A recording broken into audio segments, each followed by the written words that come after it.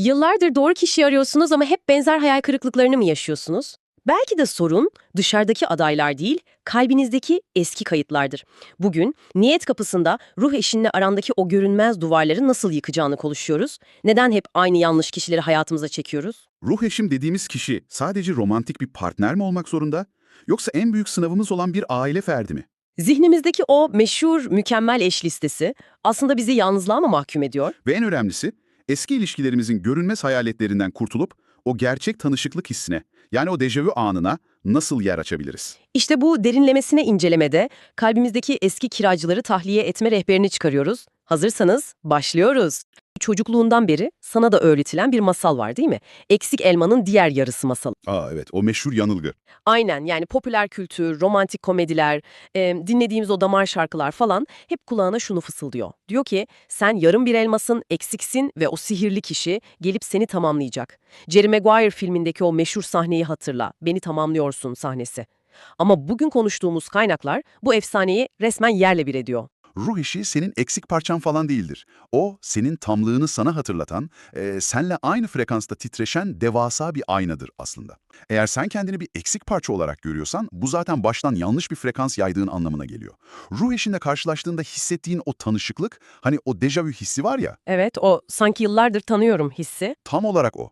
İşte o his aslında o kişinin senin ruhsal frekansınla uyumlanmasından kaynaklanıyor.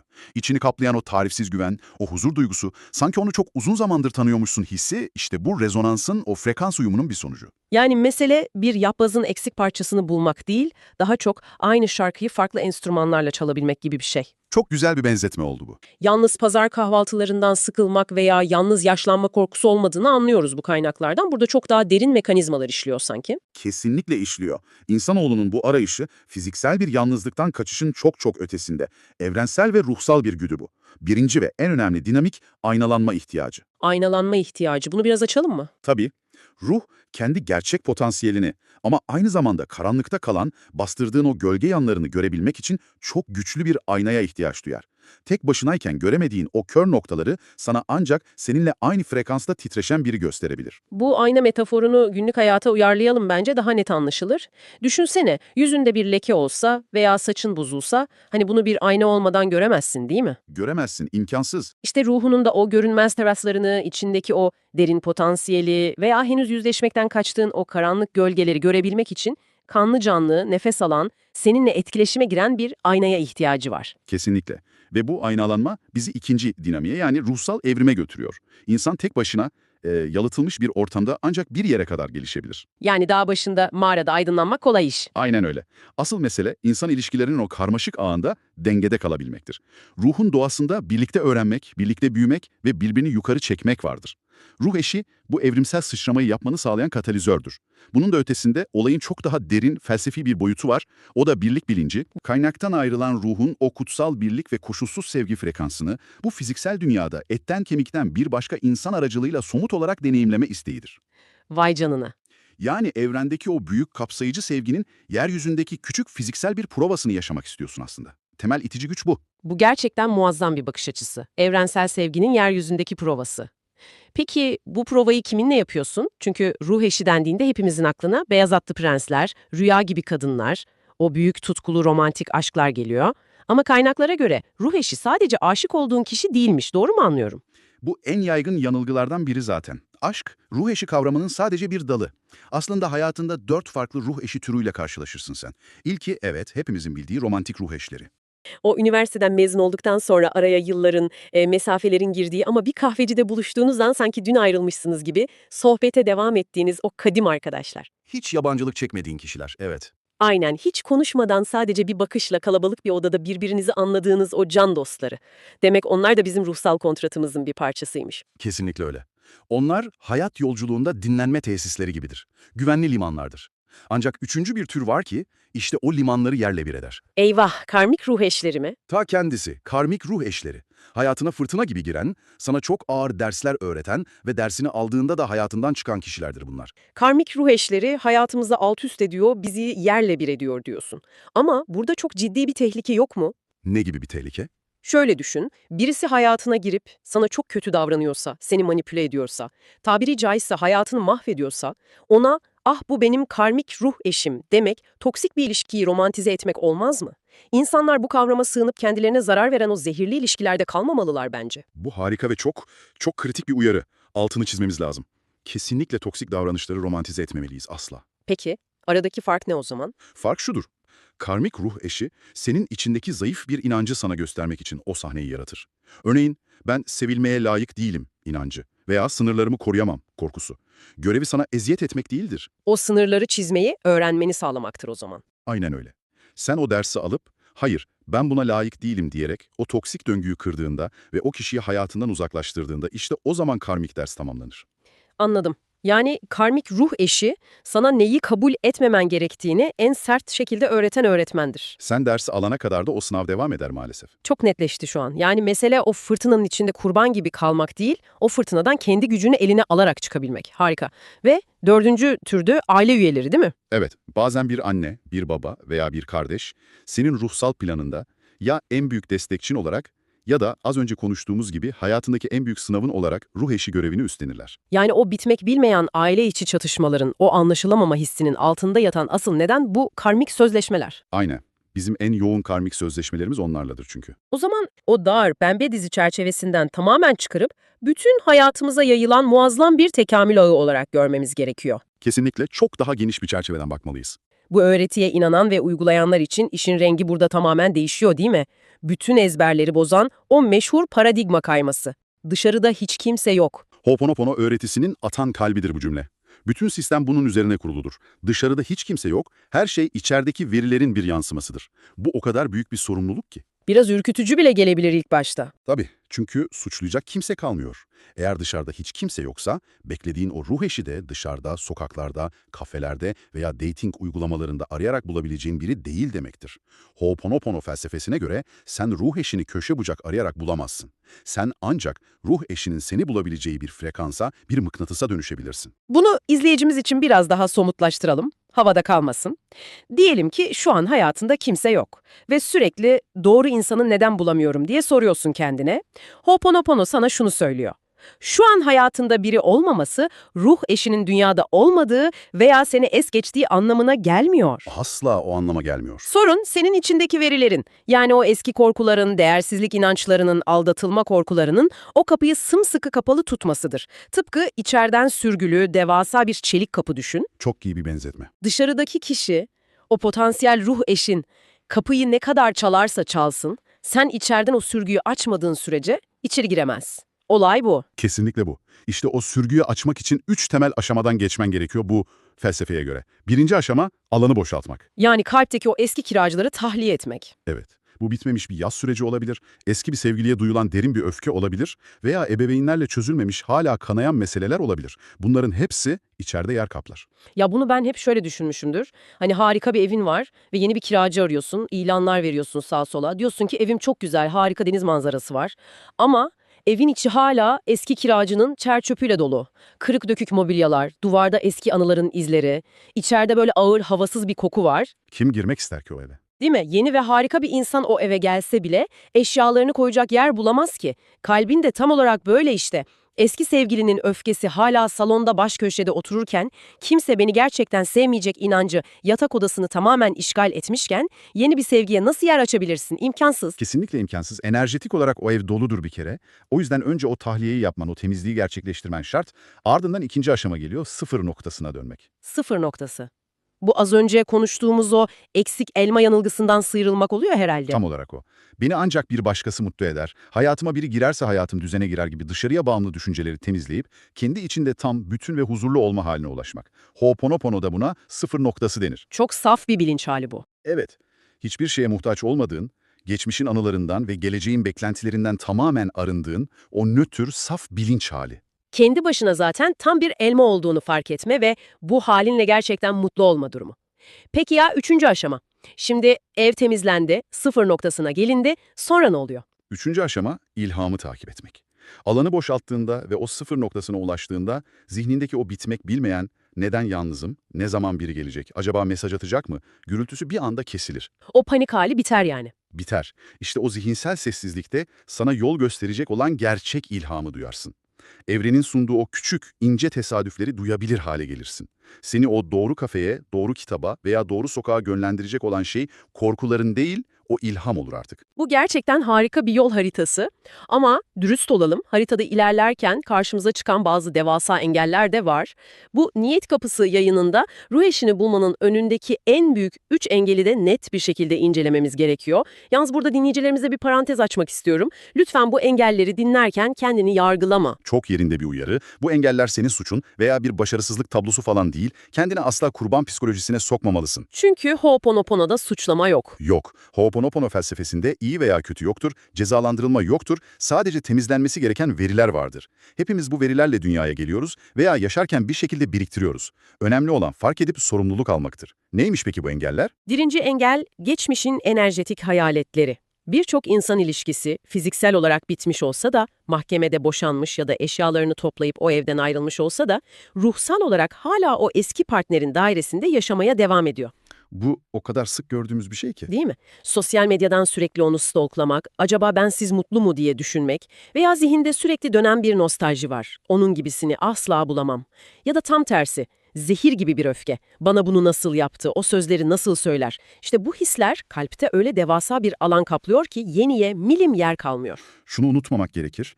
Öfke de nefret de tıpkı tutkulu bir aşk gibi çok güçlü bir bağdır enerjetik olarak. Birine öfkelenmeye, kin tutmaya devam ettiğin sürece enerjetik kordonlarla ona sımsıkı bağlı kalırsın. Onu beslemeye devam edersin aslında. Aynen, onu kendi hayatının merkezinde tutmaya devam edersin. Ho'oponopono'nun bu hayaletler için önerdiği çözüm çok pratiktir. O kişinin, o eski kiracının ismini zihninde veya bir kağıda yazarak şunu söylemek. Aramızdaki bu bitmiş hikaye neden olan içimdeki verilere, sizi seviyorum, teşekkür ederim. Burası çok önemli. O kişiye gidip söylemiyoruz bunu. Hayır, kesinlikle hayır. O kişiye gidip bunu söylemiyorsun, o deneyimi sana yaşatan kendi içindeki verilere sesleniyorsun. Sorumluluğu dışarıdan alıp tamamen içeriye taşıyorsun ve o alanı bilinçli olarak boşaltıyorsun. Harika. İkinci engel ise bence hepimizin hayatta en az bir kez düştüğü o büyük tuzak, yarım kalmışlık yanılgısı. Yani bir tür kıtlık bilinci aslında. Sürekli ruh ikizim gelse de beni tamamlasa, şu hayatın yükünü beraber omuzlasak, içimdeki şu derin boşluğu o doldursa diye beklemek. En büyük tehlikelerden biri. Eğer sen kendini yarım hissediyorsan, dışarıya yaydığın o frekans, o enerji, ben muhtacım enerjisidir. Ve hayatına sadece senin o yarımlığını, o eksikliğini yansıtacak, senden sadece enerji çekecek birini çekersin. Kesinlikle. Muhtaçlık enerjisi her zaman iter, tamlık enerjisi ise manyetiktir, kendine çeker. Çözüm yine içeriye dönmektir. Kendimi eksik hissetmeme neden olan tüm anılarıma özür dilerim. Bunu söylemek, dışarıya verdiğin o gücü, o mutluluk sorumluluğunu nihayet geri almaktır. Tamamlanmışlık dışarıdan gelmez çünkü. Gelemez. Tamamlanmışlık duygusu dışarıdan sana ithal edilemez. Sen kendi içinde o sıfır noktasına geldiğinde, evren bu bütünlüğü kutlamak için sana bir eş gönderir. Süper. Ve geldik üçüncü engele. Buna biraz gülümsüyorum çünkü çoğumuzun telefonundaki notlar uygulamasında, kafasının içinde bu meşhur listelerden var biliyorum. Zihinsel mükemmel eş listeleri. Yani o çok katı esnemeyen şablonlar. Ah, o listeler. Beklentilerin somutlaşmış hali. Boyu kesinlikle 1,85 olsun, yazılım sektöründe çalışsın, hafta sonları benimle doğa yürüyüşü yapsın, kedileri sevsin ama köpekleri de sevsin, bana şöyle baksın.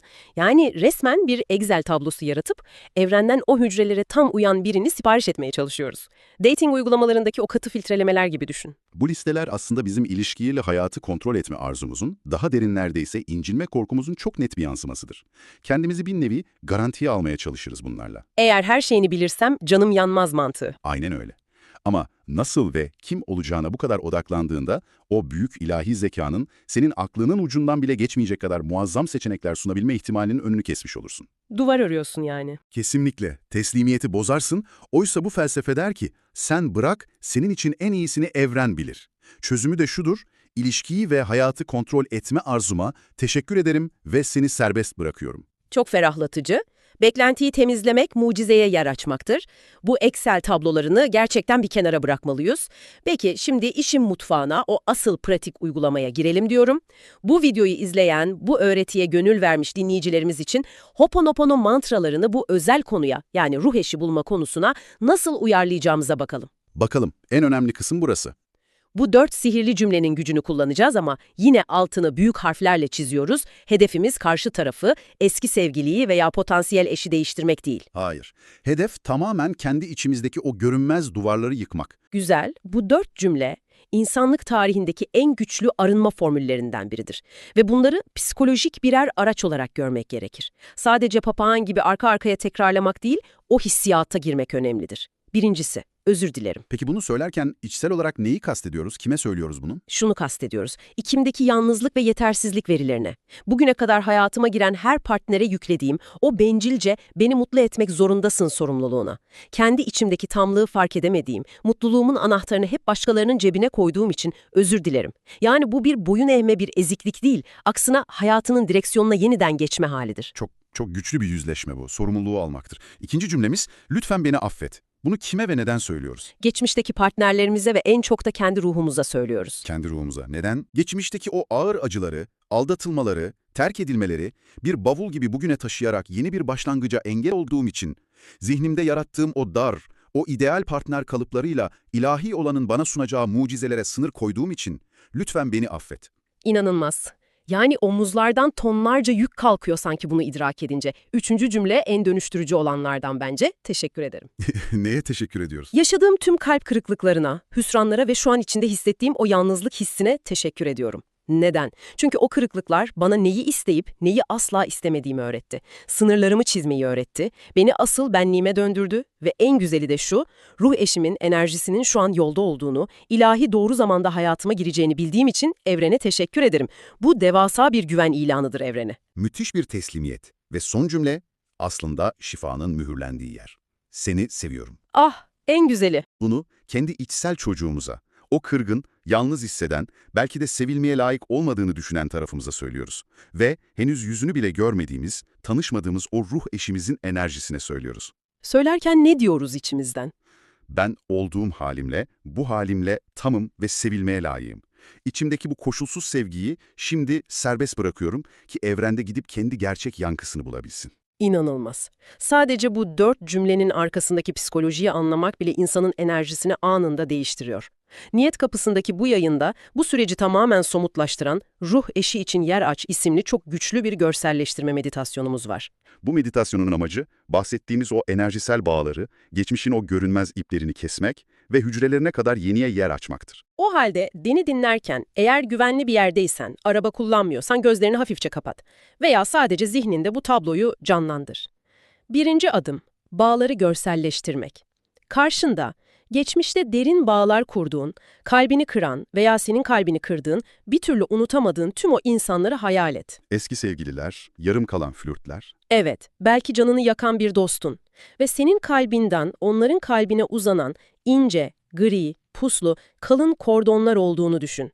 O kordonlar seni hala o geçmişteki acı dolu anlara bağlıyor. İkinci adım helalleşme ve temizlik.